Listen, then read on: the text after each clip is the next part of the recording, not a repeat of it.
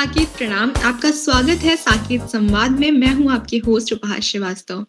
आज की हमारी मेहमान एक ऐसी शख्सियत हैं जिन्होंने मध्यम वर्गीय परिवार से निकलकर हिंदुस्तान की सबसे बड़ी प्रतियोगी परीक्षा में कामयाबी हासिल की और मात्र 24 वर्ष की आयु में ही भारतीय पुलिस सेवा में चयनित की गई। तो आइए आज हम भी उनकी सफलता के मूल मंत्र को जानें। तो देर न करते हुए हम स्वागत करते हैं मिस श्रुति श्रीवास्तव आईपीएस का। तो आपका स्वागत है साकेत संवाद में। Thank you very much. Ma'am, आपने जैसे कि हमने जब आपके बारे में पढ़ा तो हमें पता चला कि आपने शायद हिंदू कॉलेज से ग्रेजुएशन किया है और जेएनयू से इंग्लिश लिटरेचर में मास्टर किया है और फिर नेट क्वालिफाई किया है। तो ऐसा लगता है कि शायद आप एजुकेशन फील्ड में जाना चाहती थी। तो फिर ये करियर कैसे शिफ्ट किया आपने? हाँ, मेरा ऐसा कोई प्लान नहीं था कि सिविल सर्विसेज में ही जाना है। तो पहले मैं इसी इंटेंशन से मतलब आई थी कि मैं एकेडमिया में कंटिन्यू करूँगी, प्रोफेसरशिप के लिए सोचा था। बट फिर मेरे टीचर्स ने काफ़ी डिस्करेज किया था मुझे। उन्होंने कहा था कि मतलब इंडिया में स्कोप कम हो गया है, मतलब अभी भी है बट थोड़ा उसमें एकेडमिक फील्ड में स्ट्रगल काफ़ी करना पड़ता है। और ये भी था कि जब आप यूनिवर्सिटी में काफ़ी समय पढ़ते रहते हैं तो आपके अंदर भी थोड़ी जिज्ञासा होती है कि यूनिवर्सिटी के बाहर काम करने का एक्सपीरियंस कैसा होता है। तो इन सब चीज़ों को मन में रखते हुए मैंने सोचा कि सिविल सर्विसेज की परीक्षा देनी चाहिए। और पहले तो बस ऐसे ही था कि मुझे बस सीखना है, देखना है, क्योंकि आपको परीक्षा देते वक़्त ही आपको बहुत कुछ सीखने को मिलता है। फिर धीरे-धीरे आप पढ़ाई उसके उस ओरिएंटेशन से पढ़ते रहते हैं, तो फिर आपको भी मतलब काम करने की रुचि मतलब जागती है। जी। तो जी, बिल्कुल। तो अगर आप आईपीएस ना होती तो फिर क्या होती? क्या आप एजुकेशन फील्ड में जाती या फिर कोई और करियर भी चूज़ कर सकती थी? एकेडमिया में तो थोड़ा बहुत इंक्लिनेशन था बट हमेशा क्योंकि मेरा ह्यूमैनिटीज़ बैकग्राउंड है, आपको हमेशा कई ऑप्शंस ओपन होने चाहिए। तो इसके पहले मैं लोकसभा सचिवालय में मैंने ऑलमोस्ट 2 साल तक काम किया है, तो वो भी अच्छा था। और मैं यूपीएससी के साथ-साथ और भी मतलब यूपीएससी कई एग्ज़ाम्स कंडक्ट करती है, तो ऐसा नहीं था कि मैंने सिर्फ़ सिविल सर्विसेज़ दिया था। मैंने सीडीएस दिया था, सीएपीएफ दिया था, फिर मतलब ऑप्शंस सारे ओपन ही रखे थे। जी।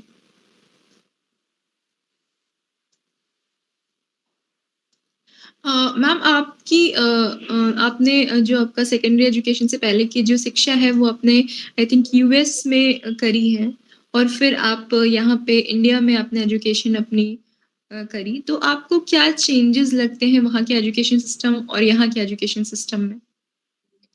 वहाँ का एजुकेशन सिस्टम एक्चुअली बहुत अलग है। तो उसमें मैं कहूँगी थोड़ा ज़्यादा होलिस्टिक है, क्योंकि आपको फिज़िकल एजुकेशन पे भी मतलब ध्यान दिया जाता है, एक्स्ट्रा करिकुलर्स पे भी ध्यान दिया जाता है। बट जो सबसे मेजर डिफरेंस मुझे लगेगा ये है कि वहाँ पे आपके पास थोड़ी फ्रीडम होती है। आप मतलब आप क्या पढ़ना चाहते हैं, आप थोड़ा आइडियलिस्टिक हो सकते हैं, क्योंकि एम्प्लॉयमेंट और मतलब एक एक टाइप की जॉब प्रॉब्लम नहीं है। तो फिर इंडिया में क्या होता है, जब लोग कोई सब्जेक्ट लेते हैं तो फिर यही सोचते हैं कि मतलब इसे पढ़ के हम क्या बन सकते हैं। तो वो उस हिसाब से यूएस में थोड़ी ज़्यादा फ्रीडम होती है, मुझे लग रहा है। मतलब एजुकेशन में थोड़ा एक आइडियलिस्टिक बैकबोन होता है। और एक और इम्पोर्टेंट चीज़ वहाँ पे जो मुझे अच्छी लगी कि पब्लिक एजुकेशन काफ़ी अच्छी है ना? तो मतलब मैंने पब्लिक स्कूल में ही पढ़ाई की थी, तो गवर्नमेंट पे करती है। और फिर प्राइमरी जो आपकी 12th तक की एजुकेशन है वो कंप्लीटली फ्री है, और फिर जो कॉलेज वाली एजुकेशन है वो पेड है। तो इंडिया में क्या होता है कि पब्लिक स्कूल्स की क्वालिटी बहुत खराब है ना? तो अगर 12th तक की एजुकेशन लोग मतलब प्राइवेट स्कूल्स प्रेफ़र करते हैं, और फिर बाद में हायर एजुकेशन में जो गवर्नमेंट कॉलेजेस हैं वो ज़्यादा अच्छा है। तो थोड़ा एक इन्वर्जन टाइप का हो गया है, जो कि प्रॉब्लमैटिक है। तो जब आपने यहाँ पे एजुकेशन अपनी स्टार्ट की तो क्या-क्या चैलेंजेस आपको लगे? क्योंकि वहाँ से आने के बाद काफ़ी चीज़ें यहाँ पे चेंज थी। हिंदी मैंने कभी पढ़ी नहीं थी स्कूल में। तो क्योंकि उसके पहले जब मैं यहाँ पे थी इंडिया में तो महाराष्ट्र में थी, वहाँ पे हिंदी कभी पढ़ाई नहीं गई। फिर यूएस में चली गई, वहाँ तो ऑब्वियसली हिंदी नहीं पढ़ानी मतलब जानी थी।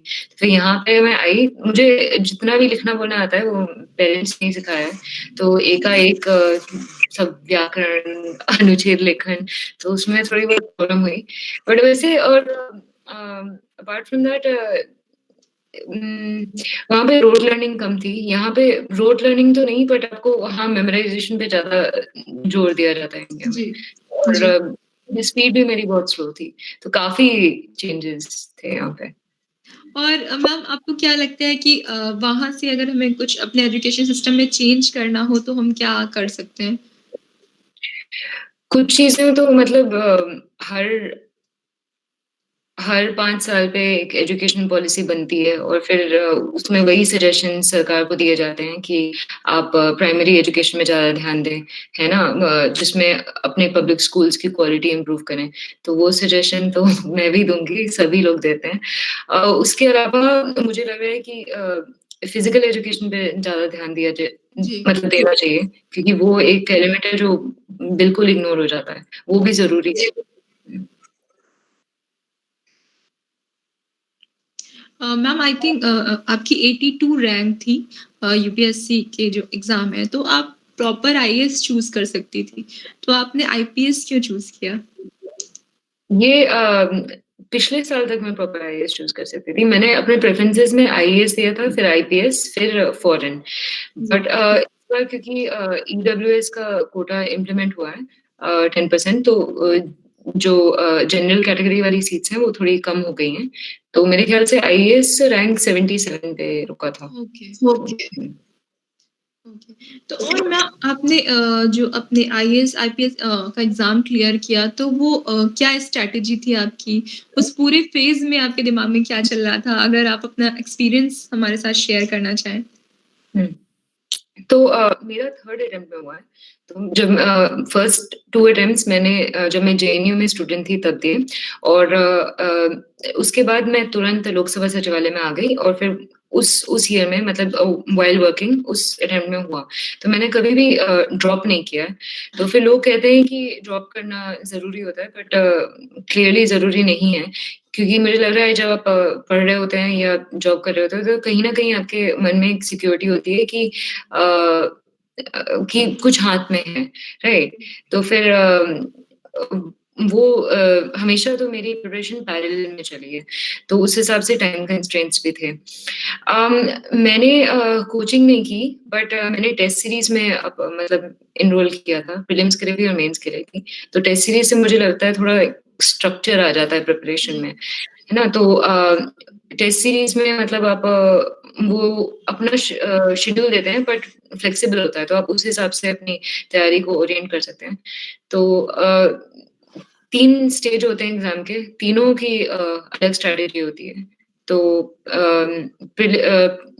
प्रीलिम्स में आपको मतलब जो आप टेस्ट कर रहे हैं, उसे रिवाइज़ करना चाहिए और अम, अब एक्चुअली हर एक में काफ़ी स्पेसिफिक चीज़ें हैं, तो फिर अगर मैं मतलब आप क्या चाहेंगे कि मैं एक-एक स्टेज को डिटेल करूँ या अ, बस अ, ओवरऑल बताऊँ?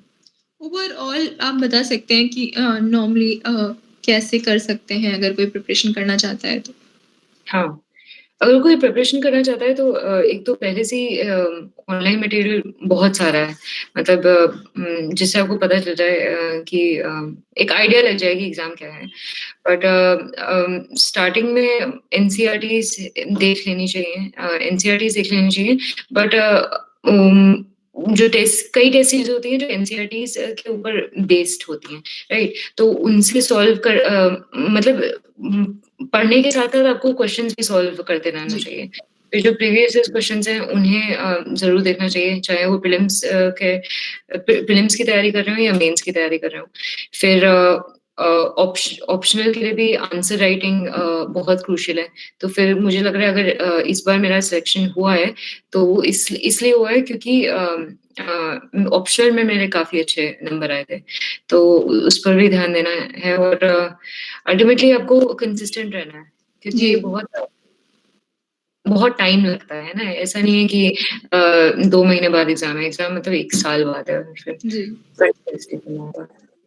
जी, ये तो है कि काफ़ी लंबा टाइम होता है इसके एग्ज़ाम का, तो काफ़ी बार लोग डिप्रेस हो जाते हैं। जैसे कि आपने बताया कि आप साथ में ही कर रही थी कुछ, हुँ, तो हुँ। ठीक है। लेकिन नॉर्मली जब कोई सिर्फ़ इस चीज़ की प्रिपरेशन करता है, तो इतने लंबे टाइम के लिए डिप्रेस हो जाता है। तो फिर कैसे वो उस चीज़ के लिए मोटिवेट होता रहे कि हाँ, उसको कंसिस्टेंट रहना? हाँ, ये डिप्रेशन बहुत नॉर्मल है, मतलब आप अभी मैं लवासना से ही लौटी हूँ, बीच ये मेरा इंटरिम पीरियड चल रहा है, मतलब मैं हैदराबाद कल पहुँचूँगी। तो मैं अब आप देखेंगे न्यूज़पेपर्स में, मीडिया में आपको सक्सेसफुल कैंडिडेट्स दिखाई देते हैं, सब लोग बहुत खुश होते हैं ना कि हाँ, जी, सिलेक्शन हो गया। But that is after preparation. जिनसे मैं मिली हूँ, ऐसा कोई भी मुझे नहीं मिला है जो किसी न किसी पॉइंट पे डिप्रेस्ड या डिस्करेज्ड नहीं था। जी, क्योंकि ये एग्ज़ाम ही ऐसा है, इतना सारा कॉम्पिटिशन होता है। बट बस वही है कि आपको आप आउटकम पे फ़ोकस ना करें, आप बस अपने प्रोसेस पे ध्यान दें। तो फिर अगर मान लीजिए आपका प्रीलिम्स से 2-3 नंबरों से ही छूट गया, तो पहली बार मेरा ऐसा ही हुआ था। मेंस में भी हुँ, इंटरव्यू कॉल 2-3 नंबरों से ही नहीं आया था। बट उस पे नहीं फ़ोकस करना है, आउटकम पे जी। फ़ोकस नहीं करना है, प्रोसेस पे हुँ, फ़ोकस करना है कि मैंने आज का जो मेरा टारगेट था वो हुआ या नहीं, या जो मंथ का टारगेट हुआ था वो हुआ या नहीं। और फिर हुँ, अगर अगर आप फिर सीखना भी है गलतियों से। तो फिर मेरा फिर पहली बार में प्रीलिम्स नहीं हुआ, तो उससे मुझे पता चल गया कि मतलब मेरी तैयारी में क्या कमी है। तो फिर मैंने उस पे काम किया, इसीलिए नेक्स्ट अटेम्प्ट में प्रीलिम्स हुआ। और फिर दूसरी बार में मेंस नहीं हुआ, मुझे पता चल गया एग्ज़ैक्टली कि क्या गलतियाँ थी, फिर उस पे जी। काम किया। फॉर्च्यूनेटली तीसरी बार ऐसा नहीं हुआ कि इंटरव्यू नहीं हुआ, फिर मुझे चौथा अटेम्प्ट देना पड़ा। That's very fortunate. हुँ, हुँ। पर अगर वो होता, तो फिर भी मैं काम करती, राइट? तो आपको जी, अपनी गलतियाँ देखनी पड़ती हैं, मतलब जी।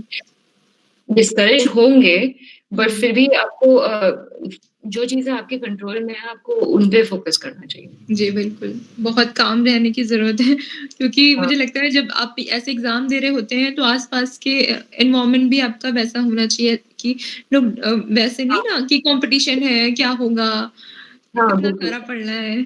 हाँ, अब मतलब अगर आप अपने पेरेंट्स से बात करिए, अपने फ्रेंड से बात करिए, जी।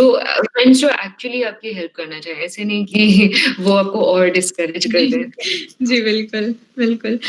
मैम अभी आप आई थिंक ट्रेनिंग आपकी अभी हो रही थी, तो अगर आप वहाँ का कुछ एक्सपीरियंस शेयर करना चाहें? इस बार तो पूरा कोविड कोविड का एक्सपीरियंस रहा, लॉकडाउन का एक्सपीरियंस रहा। जी, नहीं, पर बिल्कुल। अगर नॉर्मली क्या होता है, एफसी 15 वीक्स का होता है, तो इस बार 10 वीक्स का हुआ, उसमें से 2 हफ्ते हम क्वारंटाइन में थे और जो बाकी के 8 हफ्ते थे उसमें हम मास्क पहन के, मतलब तो एक-दूसरे का चेहरा भी नहीं देख पाए ज़्यादा। पर फिर भी बहुत अच्छा एक्सपीरियंस रहा, मतलब बिल्कुल लवासना इतनी सुंदर जगह है कि मुझे अभी भी मसूरी की याद आ रही है। अब मैं हैदराबाद जाऊँगी तो घर की याद नहीं आएगी, मुझे मसूरी की याद आएगी। और मतलब क्लासेस ऑनलाइन थी, पर फिर भी उन्होंने ऑफ मतलब ऐसा था कि ऑफलाइन क्लासेस में हम जाते थे, प्रोजेक्टर लगा रहता था और स्पीकर्स प्रोजेक्टर पे बात करते थे। तो फिर जैसे मैं अभी आपसे बात कर रही हूँ, जी, जी। कुछ-कुछ ऐसी ही फीलिंग आती थी। फिर भी उन्होंने बहुत कोशिश की थी एफसी मेमोरेबल बनाने के लिए, तो जी। हमारा हिमालयन ट्रिप भी हुआ। हमने हुँ, काफ़ी कुछ, मतलब बहुत सीखने को मिला। तो जी। ये कुछ अच्छा, डिफरेंट एक्सपीरियंस हाँ, हाँ, डिफरेंट एक्सपीरियंस था काफ़ी, बहुत वर्चुअल था, बट विदिन द कंस्ट्रेंट्स लवासना की एडमिनिस्ट्रेशन ने काफ़ी मतलब बहुत ही कमेंडेबल कमेंडेबल जॉब किया। जी। अगर आपकी पर्सनल लाइफ़ की बात करें तो बहुत सारे ऐसे इवेंट्स और बहुत सारे ऐसे लोग होते हैं जो आपकी लाइफ़ को कहीं न कहीं चेंज करते हैं या फिर कुछ ऐसे इवेंट्स होते हैं जो कहीं न कहीं आपकी लाइफ़ को चेंज करते हैं। आप जहाँ पे हैं उस वो बनाने में आपकी हेल्प करते हैं। तो आपकी लाइफ़ में वो कौन से इवेंट या कौन से ऐसे लोग थे जिन्होंने कहीं न कहीं आपको हाँ, नेगेटिव या फिर पॉज़िटिव तरीके से चेंज किया? इवेंट्स में तो एक इम्पोर्टेंट इवेंट वही था कि मतलब जब मैं ग्रेजुएट कर रही थी हिंदू कॉलेज से, तो जी। फिर मेरे प्रोफ़ेसर ने मुझे समझाया कि मुझे प्रोफ़ेसर क्यों नहीं होना चाहिए। क्योंकि नॉर्मली क्या होता है कि पहले में हमें जी। लोग आपको ईज़ी ट्रूथ्स बताते हैं, है ना? हुँ, हुँ। तो उन्होंने मुझे बताया कि वाक़ई में मतलब एकेडमिया में क्या स्कोप है। तो फिर अब उसे उस टाइप का आप उसे डिस्करेजमेंट मतलब डिस्करेजिंग कह सकते हैं। बट वो भी मतलब इन्फ्लुएंशियल था। मतलब मेरे लिए तो काफ़ी इन्फ्लुएंशियल था। तो वो एक इम्पोर्टेंट इवेंट थी। जी। सिलेक्शन होना भी इम्पोर्टेंट इवेंट थी। तो हुँ, हुँ। और मैम अगर हम पर्सनल और जाते हैं तो आप अपनी बचपन की कुछ मेमोरी अगर हमारे साथ शेयर करना चाहें या फिर जैसे सबके बचपन में कुछ ऐसे इंस्पिरेशनल फिगर होते हैं, कोई ऐसे होते हैं, कोई किसी को एक्टर उसको वो मानते हैं या फिर कोई पॉलिटिकल पर्सनैलिटी है, तो आपका कोई ऐसा जो आपका इंस्पिरेशनल फिगर हो या फिर कोई ऐसी मेमोरी जो आप हमारे साथ शेयर करना चाहें? अ, बचपन में एक्चुअली मेरी सारी मेमोरीज़ बहुत प्रेशियस हैं क्योंकि मुझे अपना बचपन बहुत अच्छा लगा, है जी। ना? और इंस्पिरेशनल में मतलब मुझे अपने दोनों दोनों पेरेंट्स बहुत इंस्पायरिंग लगते हैं। मतलब फादर मदर दोनों, दोनों से जी। बहुत सीखने को मिला है मुझे। और कोई ऐसी मेमोरी जो आप शेयर करना चाहें? मेमोरी मतलब किस टाइप की मेमोरी? जैसे बचपन में बहुत सारी होती है, कुछ भी जो ऐसी कोई चीज़ होती है ना जो हमें याद होती है कि ये हुआ था।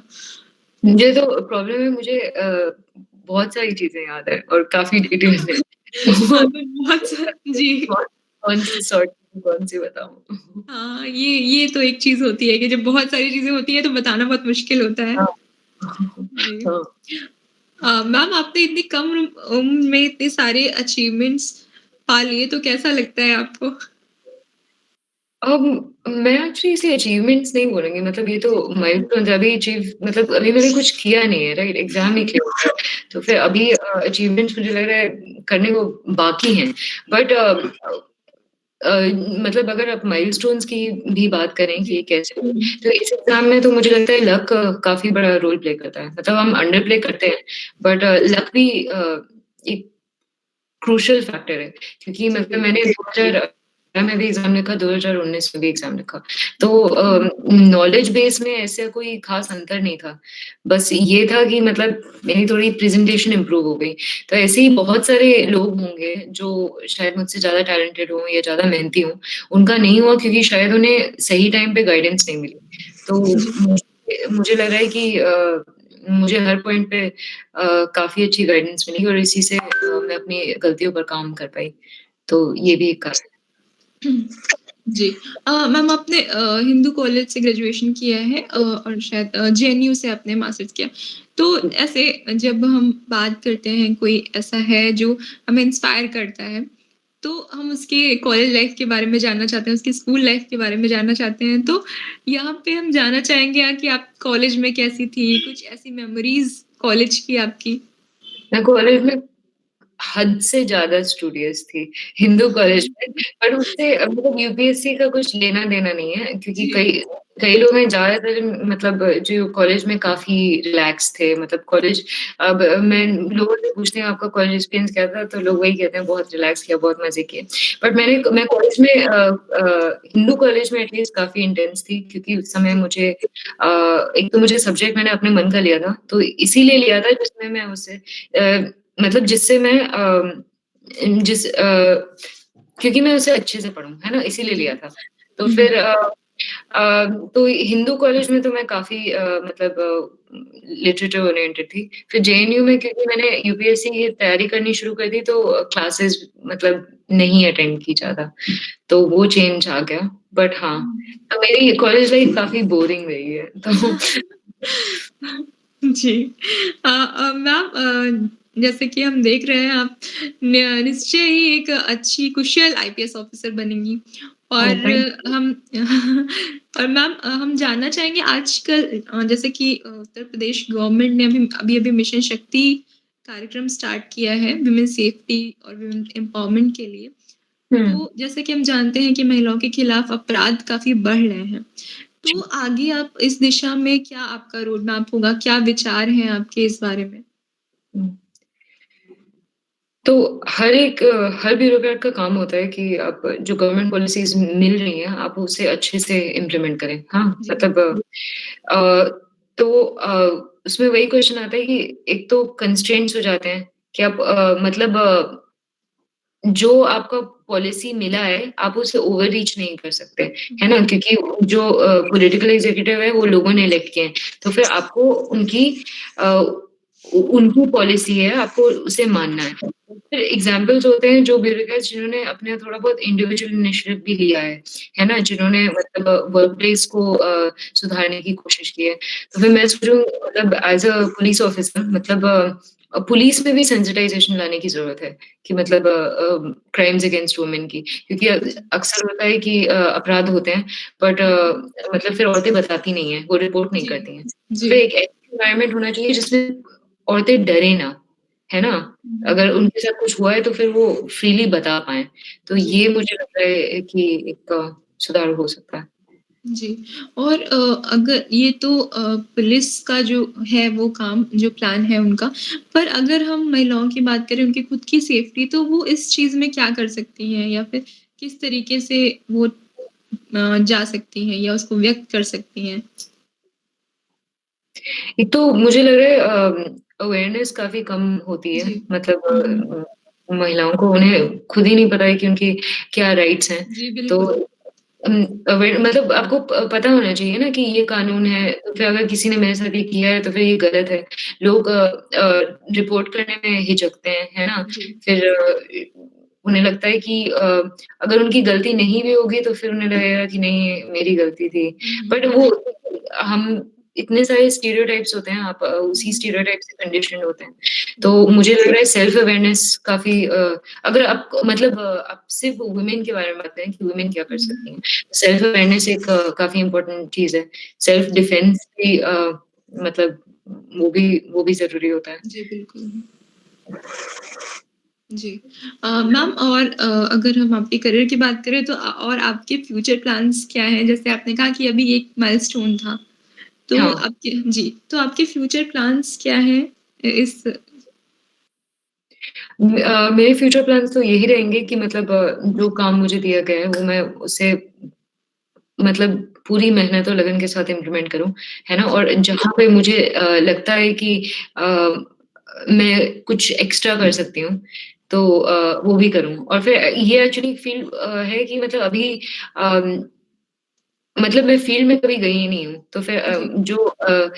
तो मैंने अभी देखा नहीं है, तो मुझे भी जी, बहुत कुछ सीखना है। तो मैं मतलब मैं अभी भी स्टूडेंट मोड में ही हूँ कि मुझे जी, मतलब जानना है और लर्न करना है और फिर उस पे काम करना है। जी। तो वो जी, बिल्कुल। और मैम आप हमारे बहुत सारे जो स्टूडेंट हैं, बहुत सारे व्यूअर्स हैं, हमें देख रहे हैं, तो आप उन सभी छात्राओं को जो यूपीएससी के एग्ज़ाम देना चाहते हैं, उनको कुछ टिप्स और ट्रिक्स बताना चाहें? टिप्स और ट्रिक्स मैंने इसके ऊपर एक एक्चुअली एक पूरा एक डॉक्यूमेंट लिखा है, तो फिर जी, मैं आपको ईमेल के थ्रू अब शेयर कर दूँगी, जिसमें आप चाहें तो सर्कुलेट कर सकते हैं। जी, उसमें मतलब थोड़ा स्टेप बाय स्टेप रहेगा मतलब जो मैं कह रही थी ना कि प्रीलिम्स के लिए अलग तैयारी हुँ, करनी होती है, मेंस हुँ, के लिए इंटरव्यू, तो उसमें थोड़ा डिटेल में मिल जाएगा। और उसके अलावा मैं बस यही कहूँगी कि मतलब अगर आप तैयारी कर रहे हैं तो एक शेड्यूल बना लें, है ना? तो जी, उससे क्या होता है क्योंकि सिलेबस इतना बड़ा होता है हुँ, हुँ, और य यही समझने में सिलेबस क्या होता है उसे ही समझने में काफ़ी टाइम लगता है ना? तो फिर शेड्यूल से क्या होता है आपकी प्रिपरेशन सिस्टमैटिक होती है। तो आपको पता होना चाहिए कि महीने के एंड में मतलब क्या होना चाहिए, फिर हुँ, वीक में क्या होना चाहिए, हर दिन में क्या होना चाहिए, हर घंटे में क्या होना चाहिए। उससे क्या है फिर आपकी प्रिपरेशन स्ट्रीमलाइन्ड होती है। जी। तो मतलब एक मैं आपको शेड्यूल बनाना ज़रूरी है। जी, बिल्कुल, बिल्कुल। हाँ, मैं आपको जी। वो डॉक्यूमेंट ईमेल के थ्रू शेयर कर दूँगी। जी, okay, thank you so much और मैम लास्ट में आप हमारे व्यूअर्स को कुछ मैसेज देना चाहें जो इस फ़ील्ड में जाना चाहते हैं या फिर कुछ और अचीव करना चाहते हैं? मैं बस यही कहना चाहूँगी कि बहुत मतलब सिविल सर्विसेज का काफ़ी ग्लोरिफाइड सा कंसेप्शन होता है कि मतलब सोसाइटी को आप कंट्रीब्यूट करते हैं। बट मुझे लगता है कि आप हर एक क्षेत्र में अगर आप अच्छे से काम करें तो आप हर एक क्षेत्र में कंट्रीब्यूट कर सकते हैं, जी, राइट? मैं कहूँगी अगर कोई तैयारी करना भी चाह रहा है सिविल सर्विसेज की, आप अपने ऑप्शंस ओपन रखें, है ना? आप हुँ, ऐसा ऐसा नहीं होना चाहिए कि उम कि मतलब आपने यही इसी एग्ज़ाम का फेटिश बना के जी, रखा है मतलब सभी अगर आपका ह्यूमैनिटीज़ बैकग्राउंड है तो डेफ़िनेटली आपको अपने-अपने ऑप्शंस ओपन रखने चाहिए। बट हुँ, अगर आप दे रहे हैं अटेम्प्ट तो फिर पूरी पूरी मेहनत के साथ दें। ऐसा जी, ना हो कि आप अटेम्प्ट्स देते जा रहे हैं हाफ़ हार्टेड तरीके से। अगर आप दे रहे हैं तो अपना 100% दें। जी, एग्ज़ाम बिल्कुल। को इतनी रिस्पेक्ट देनी चाहिए। जी, बिल्कुल। हाँ, बिल्कुल थैंक यू सो मच आपने हमें इतना समय दिया तो और थैंक यू गाइड करने के लिए मुझे काफ़ी अच्छा और लगा आपसे बात मुझे लगता करके। है कि आज हमारी जो छात्राएँ हैं, जो इस फ़ील्ड में करना चाहती हैं या फिर कोई भी और फ़ील्ड में वो कुछ करना चाहती हैं, वो ज़रूर इंस्पायर हुई होंगी आपसे। Thank you so much. Thank you for inviting thank me. You so much for जी। ठीक है, नमस्ते। अभी आपके सामने हमारी मेहमान आईपीएस श्रुति जी थी, जिनका अभी कुछ ही दिनों पहले संघ लोक सेवा आयोग द्वारा आयोजित परीक्षा में आईपीएस के लिए चयन हुआ है। श्रुति जी का जीवन बहुत ही प्रेरणादायी है। अपनी इस छोटी सी आयु में इन्होंने हिंदू कॉलेज नई दिल्ली एवं जेएनयू से शिक्षा प्राप्त कर संघ लोक सेवा आयोग की 2 बड़ी परीक्षाओं में सफलता हासिल की। आए हम सब इनसे प्रेरणा लेकर संकल्प लें कि जो हम चाहेंगे उसे हम प्राप्त कर लेंगे और हम उसे सत्य कर दिखाएंगे। जो होना है वो होने दो, यह पौरुषहीन कथन है। जो हम चाहेंगे वो होगा, इन शब्दों में बल है। तो इसी के साथ आज का एपिसोड हम यहीं खत्म करते हैं। गुड नाइट, शब्बा खैर। और अगर अभी तक आपने हमारे चैनल को सब्सक्राइब नहीं किया है तो ज़रूर करें और नीचे दिए गए बेल आइकन को दबाना ना भूलें। भारत के 72वें गणतंत्र दिवस के अवसर पर साकेत ग्रुप ऑफ कॉलेजेस की ओर से अपने YouTube चैनल पर हम संपूर्ण देशवासियों का और अपने श्रोताओं का हार्दिक अभिनंदन करते हुए शुभकामनाएं देता हूं। आज हम जिस बेटी के मान बढ़ाने के लिए यहाँ उपस्थित हुए हैं वह है श्रुति श्रीवास्तव, जिसने केवल 23 वर्ष की आयु में आईपीएस बनकर ट्रेनिंग लेना प्रारंभ कर दिया है। इस प्रशिक्षण अवधि में वो उसका टॉक शो मैं इसलिए प्रस्तुत कर रहा हूं कि हमारी अन्य बेटियां उससे प्रेरणा लेकर के नया कीर्तिमान स्थापित करें। हम इस अवसर पर आज संकल्प लें कि अब हमारे लिए आवश्यक हो गया है कि हम व्यक्तिगत धर्म से ऊपर उठकर राष्ट्र धर्म अपनाएं और ईश्वर से प्रार्थना करें कि वो हमें इतनी शक्ति दे कि हम राष्ट्र धर्म का पालन करते हुए मानवता की सेवा के लिए अपने को समर्पित कर दें। हमारा जीवन धन्य होगा यदि हम मानवता की सेवा करें और मानव धर्म अपनाकर केवल इंसानियत को जागृत करें, अपने अंदर देवत्व को जागृत करें, मानवता की ओर तभी रक्षा कर सकेंगे। हम अपने इस संकल्प को हम पूरा करें, ईश्वर हमें इतनी शक्ति दे और इस संकल्प को, शक्ति को पालन करने के लिए हम अपनी पूरी शक्ति लगा दें, तन से, मन से, धन से हम राष्ट्र धर्म पालन करें। जय हिंद, जय भारत।